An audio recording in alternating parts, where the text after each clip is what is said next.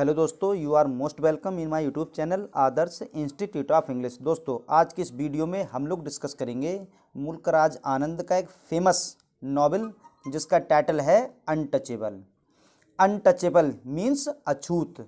तो जैसा कि इसका टाइटल है, हमें नाम से ही मालूम होता है कि कोई अछूत या दलित इसके बारे में कुछ डिस्क्राइब किया गया होगा। तो अगर हम डिस्कस करें अनटचेबल के बारे में, इससे अच्छा होगा हम लोग पहले डिस्कस करें मुल्कराज आनंद के बारे में।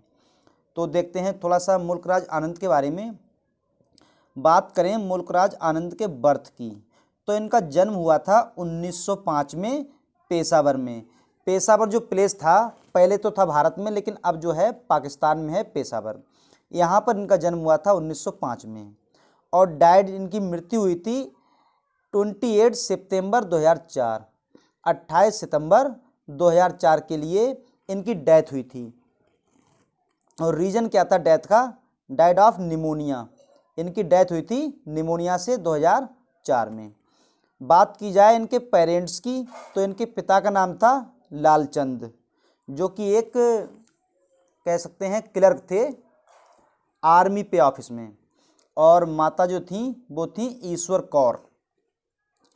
थोड़ा सा अगर हाईलाइट करें इनकी एजुकेशन के बारे में, तो इन्होंने जो एजुकेशन प्राप्त की थी अपनी, वो खालसा कॉलेज अमृतसर यहाँ पर और कैम्ब्रिज यूनिवर्सिटी यहाँ पर उन्होंने अपनी शिक्षा प्राप्त की थी। और इनका जो ऑक्यूपेशन था, ये एक नॉवलिस्ट थे, शॉर्ट स्टोरी राइटर थे एंड क्रिटिक थे। Novelist, short story writer and critic. उसके बाद जो आते हैं इनके अवार्ड्स, तो इन्हें सबसे पहला जो अवार्ड था इंटरनेशनल पीस प्राइज अवार्ड, ये मिला था 1952 में। ये इंटरनेशनल की स्पेलिंग गलत हो गई है, INTER, अरे इसे क्या लिखना, इंटरनेशनल AN और लग जाएगा। तो इंटरनेशनल पीस प्राइज इन्हें मिला था 1952 में। फिर जो दूसरा था पद्म भूषण, ये मिला था 1967 में, 12 वर्ष के बाद। उसके बाद साहित्य अकेडमी अवार्ड ये मिला था 1971 में। इस तरह से इन्होंने ये 3 अवार्ड प्राप्त किए थे। इंटरनेशनल पीस प्राइज शांति अवार्ड 1952, फिर उसके 15 वर्ष बाद पद्म भूषण 1967 में, उसके 4 वर्ष के बाद में साहित्य अकेडमी अवार्ड 1971 में। और ये क्यों मिला था? इन्होंने 7 समर्स, ये जिनकी जो ऑटोबायोग्राफी थी उनके बारे में, मतलब उन्होंने अपनी ऑटोबायोग्राफी लिखी थी 1951 में, उसके लिए मिला था इन्हें 1971 में साहित्य अकेडमी अवार्ड। अब जैसा कि हम लोग डिस्कस करेंगे अनटचेबल के बारे में, तो पहले देखते हैं कब पब्लिश हुआ था। जो अनटचेबल, जिसकी हिंदी होती है अछूत या दलित, ये मुल्कराज आनंद का फर्स्ट नॉवेल था जो कि पब्लिश हुआ था 1935 में। पहला नॉवेल है, 1935 में पब्लिश हुआ है। और अंडर द इन्फ्लुएंस ऑफ, किसके प्रभाव में, किससे प्रभावित होकर? जेम्स जोइस से प्रभावित होकर। और कुछ महात्मा गांधी के साथ भी ठहरे हुए थे जब उनके आश्रम में, साबरमती का था क्या, उस आश्रम में इन्हें ठहरने का चांस भी पड़ा था। उनसे भी बहुत प्रभावित हुए थे, क्योंकि गांधी जी भी जो है अछूत के प्रति काफ़ी स्ट्रिक्ट थे। तो जो अनटचेबल नॉवेल है, कह सकते हैं उनका फर्स्ट नॉवेल है। ये पब्लिश हुआ है 1935 में, और under the influence of James Joyce और by the efforts of EM Forster. ये क्वेश्चन कई बार पूछा भी गया है। ये मतलब पब्लिश हुआ था 1935 में, किसके प्रयासों के द्वारा? EM फॉस्टर के प्रयासों के द्वारा। और इसके बाद में EM फॉस्टर जो थे, इन्होंने लिखा था प्रीफेस ऑफ अनटचेबल, ये लिखा था EM फॉस्टर ने। तो डियर फ्रेंड्स, अब डिस्कस करते हैं अनटचेबल की स्टोरी के बारे में। स्टोरी को डिस्कस किया जाए इससे पहले डिस्कस करते हैं इसके जो करैक्टर्स हैं उसके बारे में। तो इसके जो करैक्टर्स हैं, पहला है बाखा, फिर है राखा, फिर है सोहिनी और है लाखा। ये सभी जो है चारों मेंबर्स एक ही फैमिली के हैं। जैसे कि पहले नंबर पर है बाखा। बाखा एक लड़का है स्वीपर, जो कॉलोनी है लोगों की, जो उच्च कास्ट के जो लोग हैं, हाई कास्ट के लोग, उनकी जो लेट्रिन्स वगैरह हैं, टॉयलेट्स, उन्हें साफ़ करने जाता है। ये ड्यूटी है बाखा की। इसका छोटा भाई है राखा। इन दोनों भाइयों में बनती कम है, क्योंकि जो राखा जो है अपने भाई बाखा जो बड़ा है उससे उसकी बात नहीं मानता है। और तीसरा करेक्टर है सोहिनी। ये कौन है? ये बाखा और राखा दोनों की बहन है, मतलब ब्रदर एंड सिस्टर हैं ये। बाखा बड़ा है, राखा छोटा है, उसकी बहन सोहिनी है। सोहिनी जो है अपने भाई बाखा की बहुत बात मानती है। और चौथा करेक्टर है लाखा। ये कौन है? ये बाखा, राखा और सोहिनी सबका बाप है, मतलब इसका सबका पिता है। तो इतने करेक्टर्स आई होप क्लियर हो गए कि बाखा एक और राखा दोनों भाई हैं, इन दोनों की बहन है सोहिनी और इन तीनों का बाप है लाखा। क्लियर है इतना? अब जो नेक्स्ट करेक्टर है वो है हवलदार चरत सिंह। हवलदार चरत सिंह करेक्टर है जो कि एक एथलीट है, हॉकी प्लेयर है। ये हॉकी का एक बहुत अच्छा खिलाड़ी है। जब बाखा इसके यहाँ सफाई करने जाता है तो चरत सिंह उसे प्रॉमिस करता है कि नेक्स्ट डे जब वो उसके यहाँ सफाई करने आएगा तो वह यानी चरत सिंह बाखा के लिए नई हॉकी देगा, ब्रांडेड वाली। उसके बाद नेक्स्ट कैरेक्टर है पंडित कालीनाथ। तो जो पंडित कालीनाथ है, एक पंडित जो कालीनाथ एक मंदिर में रहता है, ये जो है जो बखा की बहन है सोहिनी, इसको मोलेस्ट करने का प्रयास करता है, इसे गलत तरीके से छूता है, जिसके लिए बखा खौल जाता है, खौलते हुए पानी की तरह। उसके बाद नेक्स्ट कैरेक्टर गुलाबो। गुलाबो जो है एक धोबिन है। ये धोबिन है, ये जो है बहुत बन ठन कर रहती है। और सोहिनी बहुत सुंदर है, मतलब सुडौल शरीर इसका सुडौल शरीर, अच्छी आकृति का शरीर है, अच्छा कॉम्प्लेक्शन है, देखने में बहुत ब्यूटीफुल है। तो इसकी सुंदरता को देखकर गुलाबो जलती है। और नीचे जो है रामचरण और छोटा, ये दो फ्रेंड्स हैं बाखा के। बाखा के दोनों मित्र हैं जिनका नाम है रामचरण एंड छोटा। तो रामचरण जो है गुलाबो का बेटा है, तो मतलब ये भी एक धोबी है। तो ये जो हैं निम्न जाति के तो नहीं हैं, मतलब हरिजन जाटव तो नहीं हैं ये, लेकिन तब भी रामचरण और छोटा बाखा के अच्छे दोस्त हैं और वे इसके साथ हमेशा रहते हैं, हमेशा इसका साथ देते हैं। उन्हें इस बात से कोई मतलब नहीं है कि बाखा जो है एक हरिजन है।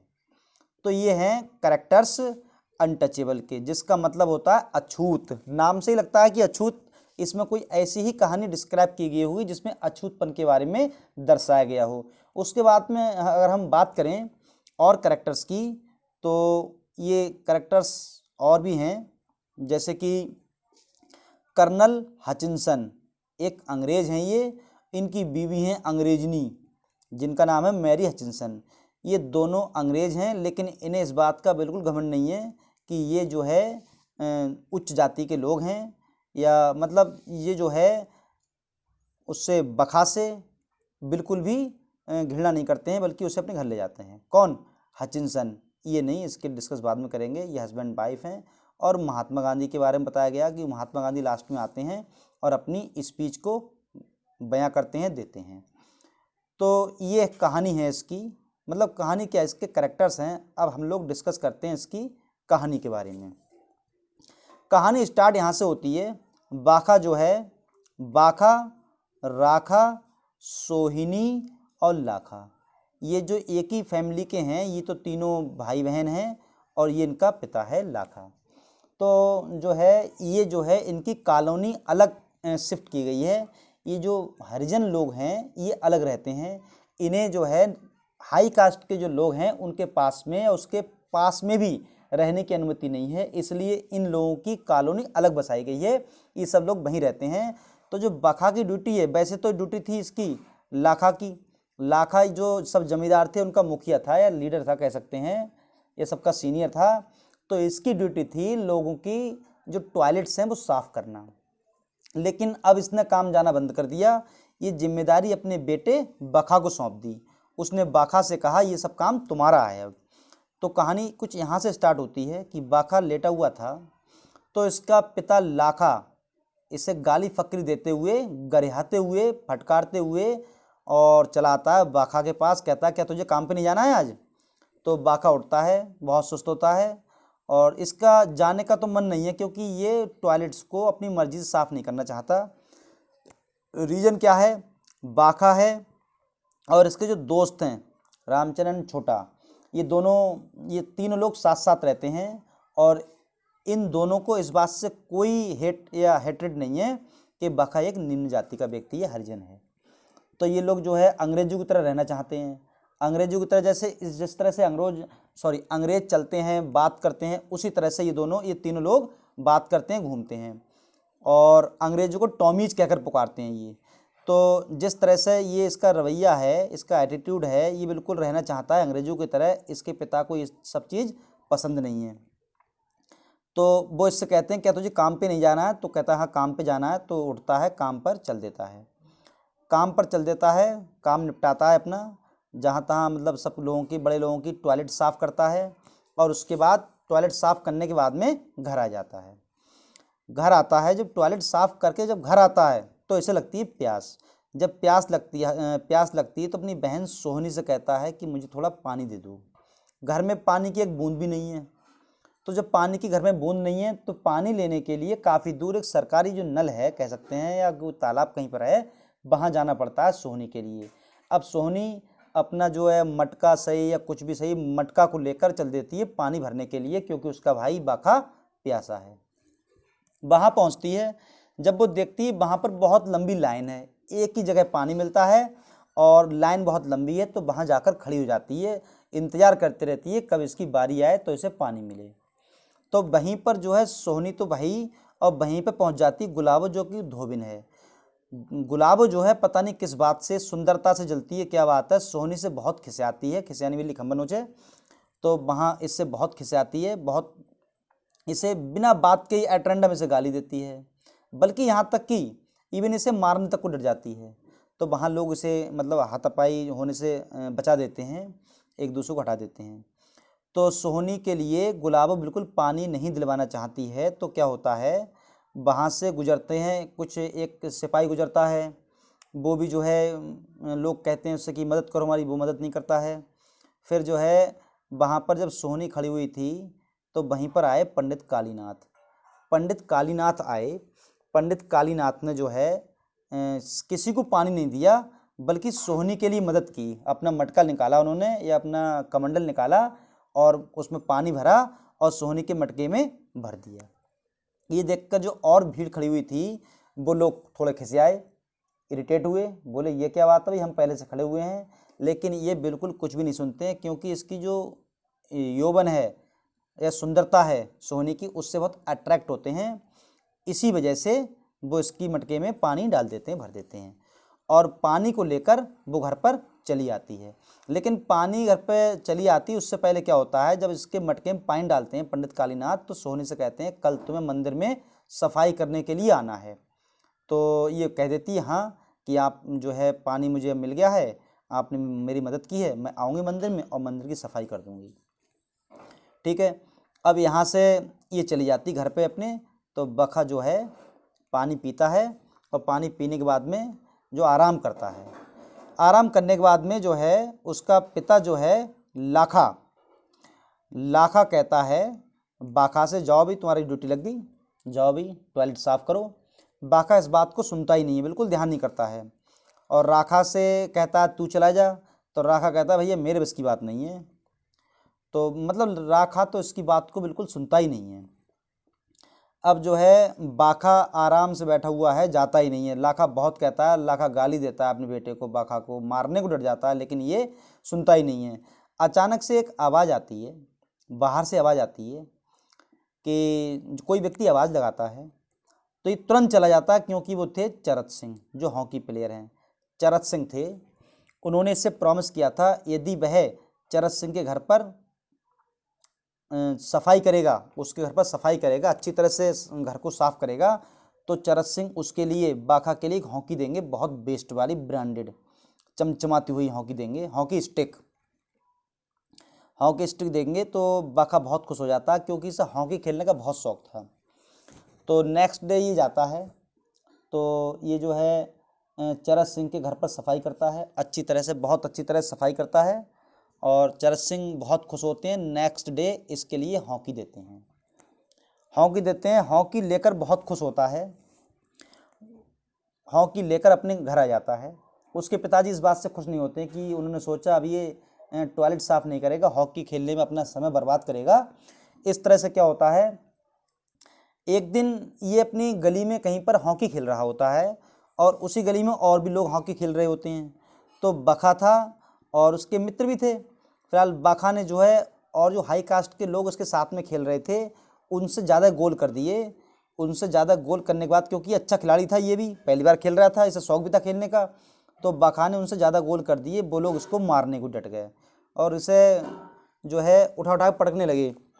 उठा उठा कर नहीं पटका होगा, इसे जो है बिल्कुल सब लड़ने लगे और इसे घेर लिया। मारने वाले थे, वहीं से एक जो है व्यक्ति गुजरा, उन्होंने इसे बचाया।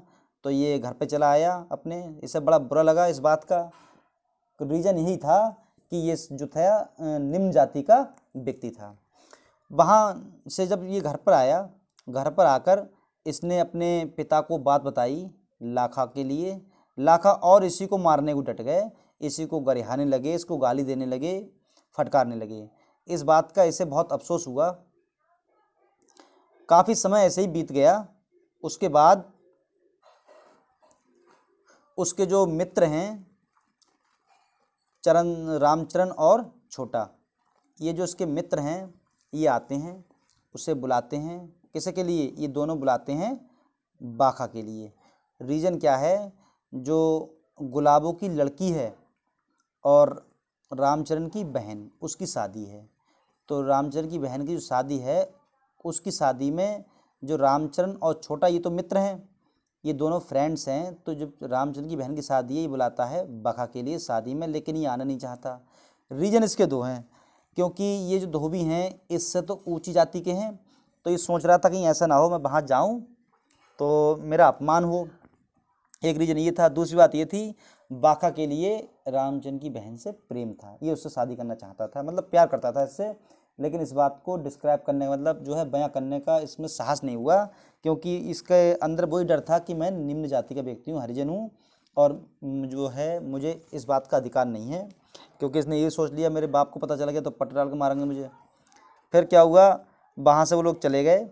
तो मतलब इसने कहा था कि तुम्हें हमारी बहन की शादी में ज़रूर आना है। तो बाखा जो है जैसे तैसे बहुत हिम्मत करके उसके घर पर गया। उसे पता था गुलाबो बहुत खिंचाती है हमसे।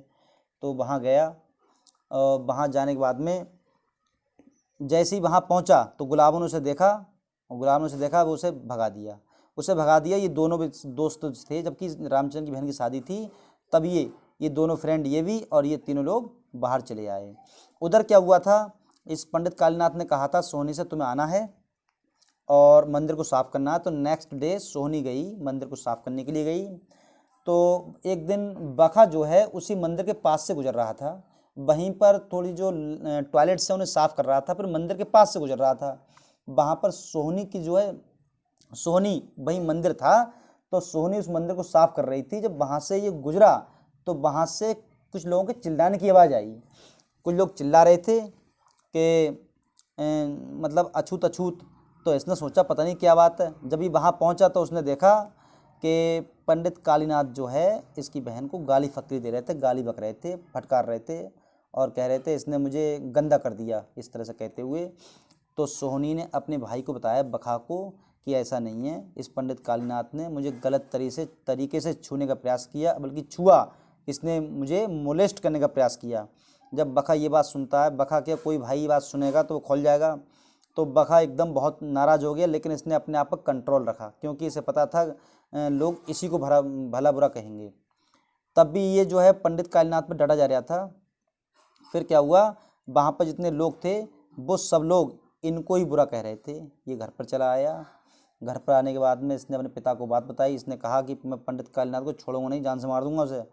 तो इसके जो बखा का जो पिता है लाखा, उसने समझाया बेटा ऐसा है, जो हाई कास्ट के लोग हैं तुम इनसे इतनी घृणा मत करो।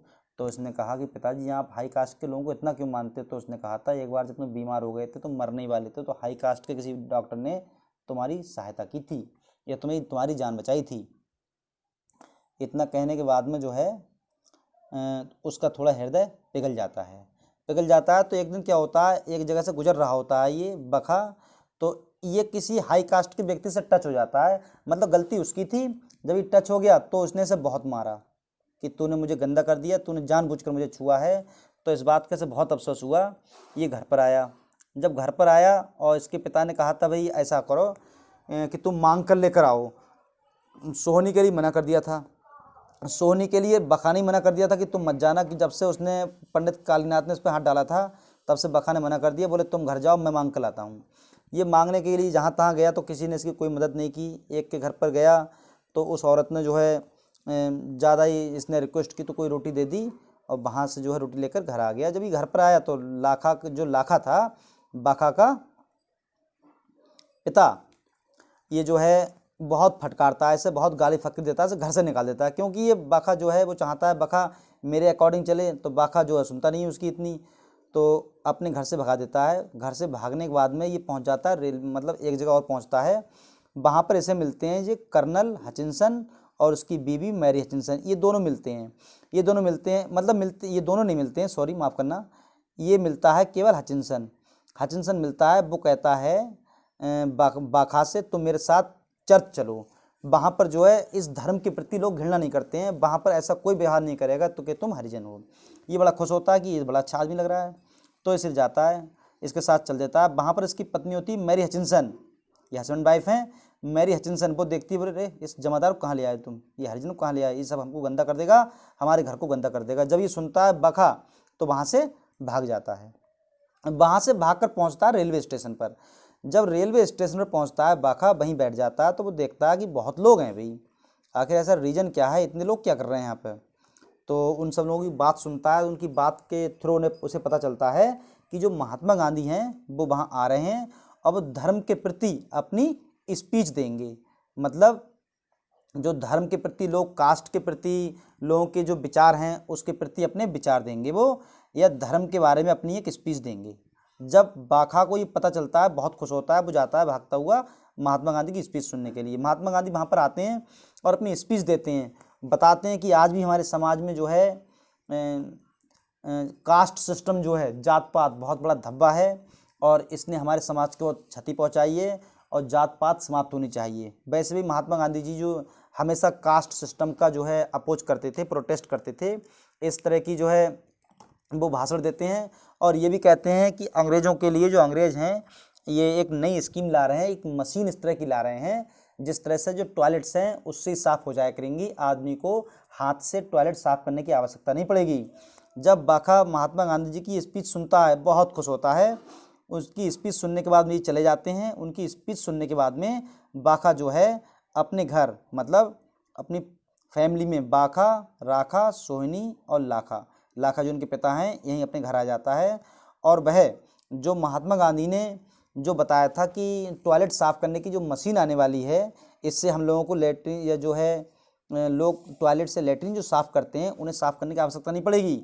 ये बात बाखा जो है राखा, सोनी अपने पिता लाखा को बताता है। सब लोग बहुत खुश होते हैं, चलो इस काम से हमें थोड़ा छुटकारा मिल जाएगा।